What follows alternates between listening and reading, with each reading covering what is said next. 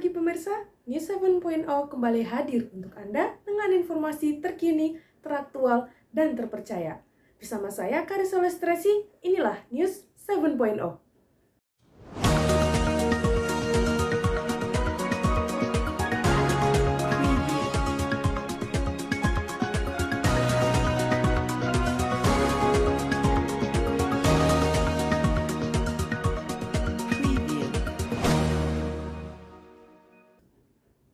Semester baru akan segera menghampiri. Kementerian Pendidikan dan Kebudayaan kini telah mengeluarkan regulasi adanya pembelajaran tatap muka perjenjang institusi hingga taman kanak-kanak. Pemerintah memberikan instruksi kepada masing-masing institusi untuk menyiapkan prasarana-prasarana guna menunjang kegiatan belajar mengajar sesuai dengan protokol kesehatan yang ditetapkan. SMA Hang Tuah Lampung menjadi pelopor uji coba sekolah tatap muka tingkat Kabupaten Lampung Utara. Berikut laporannya. Dinas Pendidikan Lampung Utara memberikan kebijakan sekolah tatap muka sesuai dengan instruksi regulasi pemerintah Provinsi Lampung. Kesiapan sekolah ini dapat dilihat dari kemampuan penyediaan sarana pendukung pencegahan COVID-19. Meski begitu, SMA Hang Tuah Lampung menyelenggarakan sekolah tatap muka atas izin dari komite sekolah dan pemerintah daerah. Selain memberikan izin, pemerintah juga berhak menghentikan kegiatan belajar mengajar apabila di sekolah muncul kasus COVID-19. Baik, untuk di SMA Hang Tuah Lampung, alhamdulillah kita sudah melakukan pembelajaran tatap muka untuk semua tingkat kelas 10, 11, dan 12 dengan tetap menjaga protokol kesehatan secara ketat dengan mengingat 5M, mencuci tangan, memakai masker, menjaga jarak, menghindari kerumunan. Dari awal masuk, semua siswa kita ada pengecekan suhu tubuh. Setelah dari gerbang masuk pengecekan suhu tubuh, langsung kita suruh cuci tangan. Setelah cuci tangan, baru mereka masuk ke dalam lingkungan sekolah dengan wajib menggunakan masker. Apabila ada yang tidak menggunakan masker, maka pihak sekolah akan memberikan masker. Tetapi apabila memang dia sengaja tidak menggunakan masker, maka kita akan kasih peringatan. Itu yang pertama.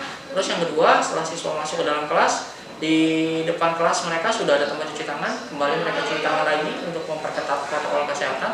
Setelah itu baru masuk ke dalam ruang kelas untuk melakukan pembelajaran.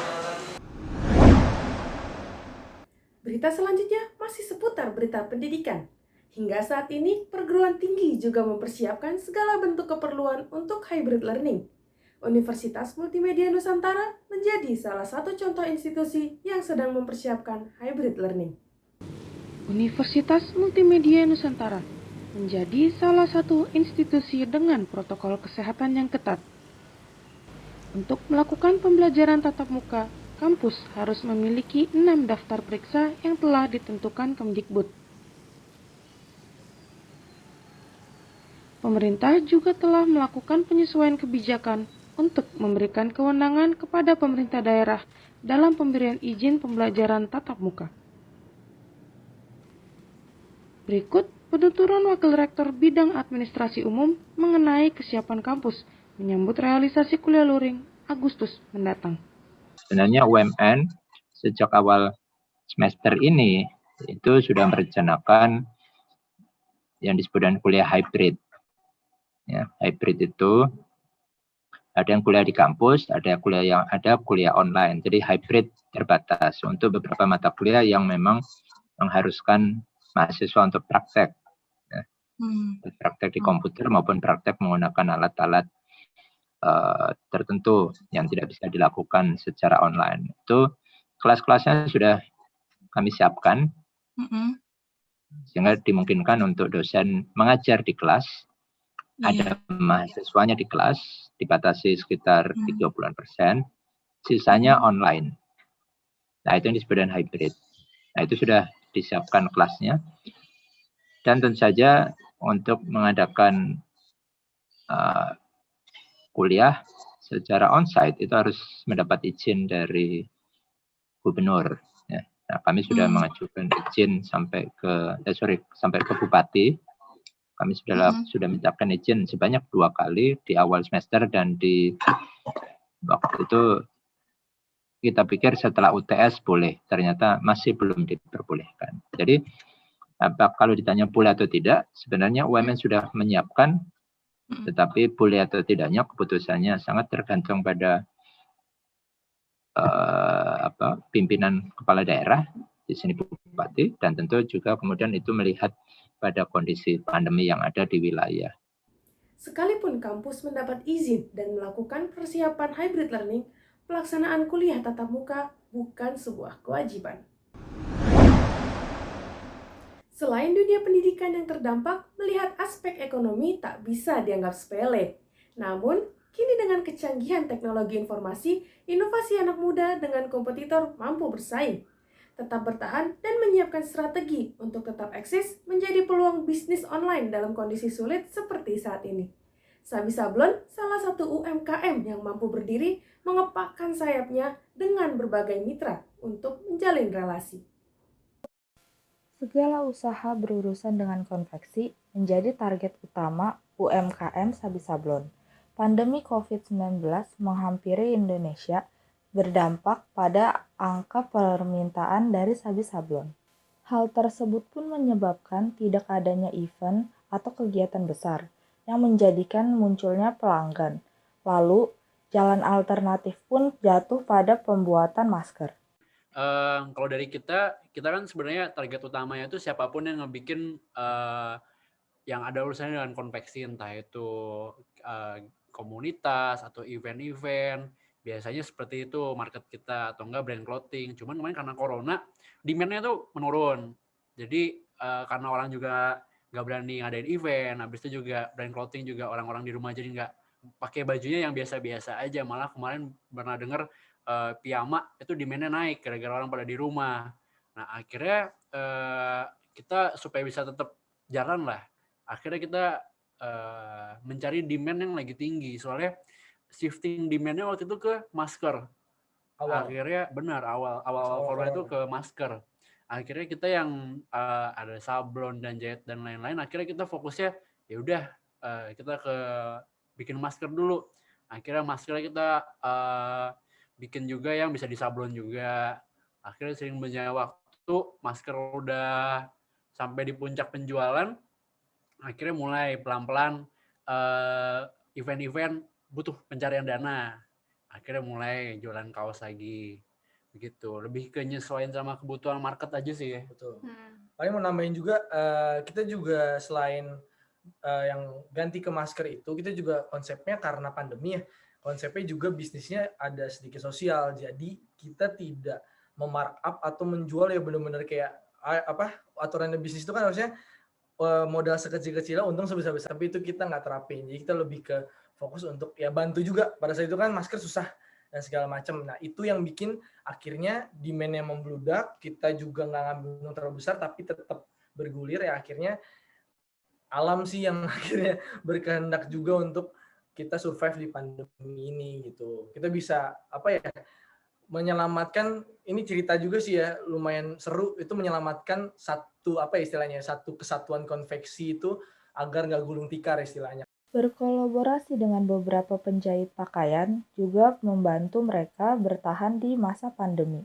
Sabi Sablon tidak fokus pada keuntungan di awal pandemi, dengan tekad membantu orang lain dan usaha konveksi lain. UMKM yang tetap bertahan di masa pandemi tentunya tidak mudah. Tetap menjalankan usaha dan membantu sesama yang membutuhkan bisa dilakukan oleh Sabi Sablon. Menanggapi berbagai aktivitas lainnya, pentingnya kesehatan mental juga perlu diperhatikan. Edukasi mengenai kesehatan mental perlu digiatkan dan dibagikan, salah satunya melalui siaran media. Kesehatan mental perlu diperhatikan, apalagi mengingat kondisi pandemi yang merubah semua kebiasaan kita sehari-hari. Reporter kami, Selvitia, akan membagikan informasi mengenai cara menjaga kesehatan mental saat pandemi. Terima kasih Lois, sekarang ini saya sudah berada di Universitas Multimedia Nusantara dan sekarang saya sudah bersama Ibu Fiona Valentina selaku psikolog student support UMN. Ya. Baik Ibu Fiona, bagaimana cara merawat dan menjaga kondisi kesehatan mental kita saat ini? Iya, kalau untuk menjaga kondisi kesehatan mental ada hal-hal yang perlu kita lakukan. Mungkin teman-teman lebih mengenalnya dengan bahasa self-care. Nah, self-care ini bisa dengan mengambil waktu tenang sebentar, lalu melakukan hal-hal yang kita sukai. Nah, hal-hal yang kita sukai ini harusnya, atau syaratnya untuk jadi self-care itu, hal-hal yang bisa kita lakukan sendiri, dan bisa kita lakukan setiap hari. Misal, meditasi, atau membaca buku. Nah, itu kan nggak perlu bareng-bareng orang tuh kalau baca buku gitu kan, dan nggak perlu dan bisa juga dilakukan setiap hari. Jadi kalau teman-teman sudah bisa menemukan aktivitas tersebut, nah bisa self care. Jadi mau stresnya sebesar apa, mau masalah yang dialami sebesar apa, selama ada aktivitas tersebut, self care tadi bisa banyak bentuknya, bisa tuh merawat kesehatan mentalnya. Begitu kurang lebih. Okay. Pertanyaan kedua, apa cara yang bisa dilakukan kita sendiri di rumah untuk menjaga kesehatan mental kita? Iya, seseorang perlu paham dulu bahwa kita ini punya keadaan psikologis. Kadang mungkin banyak orang mungkin belum paham apa sih psikologis, nggak kelihatan gitu kan. Sama kayak rambut nih, kalau rambut mudah kita lihat, jadi mudah kita kenali kalau dia lagi kusut dan perlu kita sisir. Tapi keadaan psikologis ini nggak kelihatan kapan dia nggak dirawat atau dia terawat dengan baik gitu. Maka sadari dulu. Nah, interview seperti ini mungkin akan membantu kita menyadari bahwa ternyata ada loh, real loh keadaan psikologis itu. Perasaan yang tidak nyaman mungkin, atau pemikiran yang kabut gitu, banyak pikiran mungkin gitu ya. Nah, disadari dulu, lalu dilakukan self-care yang tadi. Nah, kalau misalkan udah nih, rasa-rasa sepertinya self-care yang saya lakukan tidak cukup untuk mengatasi permasalahan, mungkin perlu konsul yang lebih ke profesional begitu. Ya. Apa saja faktor yang mempengaruhi kondisi kesehatan mental seseorang, Mbak?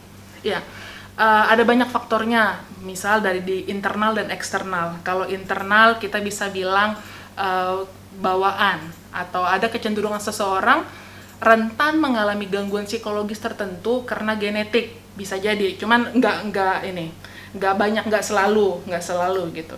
Cuman ada beberapa faktor. Kedua, dari internal itu bagaimana kita menyikapi stres, bagaimana kita merawat kesehatan mental, memahami keadaan psikologi dan lain sebagainya. Nah, kalau dari eksternal baru tuh keluarga, relasi kita dengan orang lain bagaimana. Terus pandemi ini juga salah satu eksternal gitu kan. Nah, itu semua apabila misalkan kan kita punya aspek kehidupan ya, pertemanan, akademik, relasi dan lain sebagainya gitu. Kalau itu ada masalah ya berdampak juga sama kesehatan mental kita. Cuman ya kurang lebih itu ya internal dan eksternal. Gitu. Untuk pertanyaan selanjutnya, apa patokan atau tanda seseorang mengharuskan dirinya pergi ke tenaga profesional untuk kesehatan mentalnya? Ada beberapa permasalahan yang bisa kita handle sendiri. Ketika kita melakukan self-care, kita jadi punya energi untuk bisa menyelesaikannya, baik secara emosi maupun langsung ke problemnya apa gitu. Nah, tanda-tanda kita perlu ke profesional adalah ketika kita ngerasa ini udah nggak bisa saya handle sendiri gitu. Mungkin jadi nggak bisa tidur berkepanjangan lama, jadi kan mempengaruhi kesehatan fisik juga kan. Atau jadi sensitif sekali sama orang, murah teriritasi, terganggu, suka marah-marah, bahkan dia nggak tahu kenapa ya kok saya suka marah-marah gitu misalkan. Dan banyak hal lainnya. Ketika ada suatu hal yang terjadi pada diri kita yang kita tidak mampu menjelaskannya, mungkin saatnya kita bertanya ke orang yang profesional yang tahu ini saya kenapa ya gitu. Jadi sebelum itu menjadi suatu gangguan, ambillah contoh yang terkenal itu gangguan depresi, sampai mengurung diri, nggak mandi, nggak makan, nggak minum di kamar 3 hari. Nah itu kan kayak udah terlanjur tuh, dia berarti sudah melewati masa-masa ketidaktahuan apa yang terjadi pada diri saya dalam jangka waktu yang lama. Terjadilah gangguan psikologis. Nah jadi sebelum gangguan terjadi, ketika kita merasa nggak nyaman, baik pikiran, perasaan, atau ada perilaku yang tiba-tiba, kok saya jadi suka mencuri misalnya gitu ya, ngambil ini, kok saya suka ini, dan tidak bisa menjelaskannya, waktunya untuk bertanya, kira-kira ada apa ya di saya, karena baik untuk mengetahui tentang diri. Oke. Untuk pertanyaan kelima, apa kunci dari kesehatan mental yang baik?